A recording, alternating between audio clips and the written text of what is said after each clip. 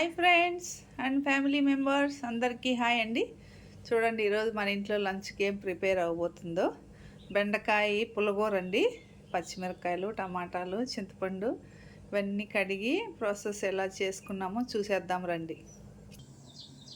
ఇప్పుడు మనం పాత్ర పెట్టుకొని స్టవ్ వెలిగించుకున్నాము. ఇప్పుడు ఆయిల్ వేసేసుకున్నాము.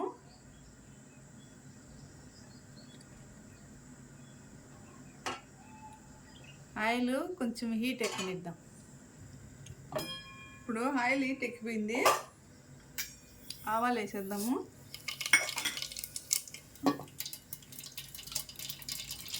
ఇవి ఎగిరిపోతాయని అట్లా మూత పెడతానండి నేను. ఇప్పుడు మనం కట్ చేసి పెట్టుకున్నాం కదా పచ్చిమిరపకాయలు ఎరగలేదు.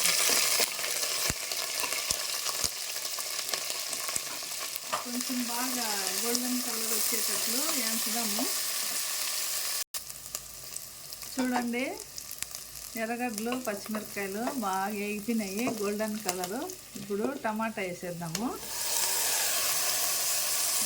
టమాటా కూడా బాగా మగ్గనిద్దాము.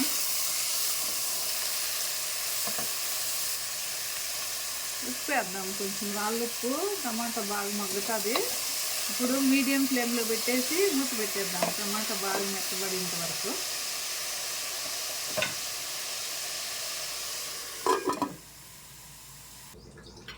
చూడండి బాగా వేగిపోయింది టమాటా. ఇప్పుడు మనము కట్ చేసి పెట్టుకున్నాం కదా బెండకాయలు వేసేద్దాము. ఇవి కూడా కొంచెంసేపు బాగా కలిపేసుకొని మగ్గనిద్దాము. ఇవి కూడా బాగా ఏగని.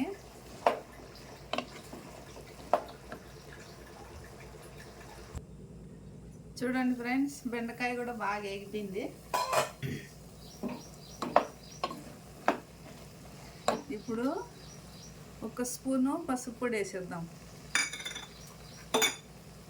ధనియాల పొడి 1.5 స్పూను, మెంతి పొడి 1/2 స్పూను, జీలకర్ర పొడి 1 స్పూను వేసేద్దాం. కడిగి పెట్టుకున్న చింతపండు వేసేద్దాం.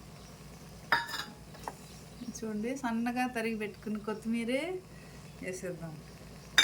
ఇప్పుడు ఇవన్నీ కలుపుకొని నీళ్ళు పోసేద్దాము. బెండకాయలు కదా బాగా అయినా కొంచెం బంక్ ఉంటుంది. బంక్ లేకుండా బాగా రావాలంటే వేడి నీళ్ళు పోసేద్దాము.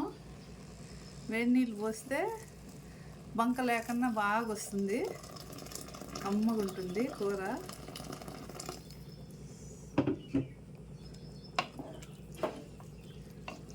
ఇంత కలిపేసి అన్నీ వేసేసినాం కదా, మళ్ళీ ఫైనలీ ఉప్పు అడ్జస్ట్ చేసుకున్నాము. బాగా ఉడకనిద్దాం, మూత పెట్టేద్దాం. చూడండి ఫ్రెండ్స్, పులగూర రెడీ అయిపోయింది. ఇప్పుడు పప్పు కట్టుతో ఇట్లా కొంచెం మెదిపేస్తే చాలు, మెదిగిపోతుంది. బెండకాయలు కదా చాలా ఈజీగా మెదిగిపోతుంది. చూడండి ఫ్రెండ్స్, పులగూర రెడీ అయిపోయింది.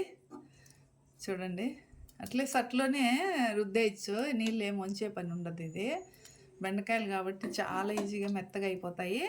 చూడండి భలే కుదిరింది, భలే టేస్ట్గా ఉంది. అన్నంలోకి కానీ సంగటికి కానీ చాలా బాగుంటుంది. మీకు వీడియో నచ్చినట్లయితే సబ్స్క్రైబ్ చేయండి, షేర్ చేయండి, లైక్ చేయండి. Bye bye.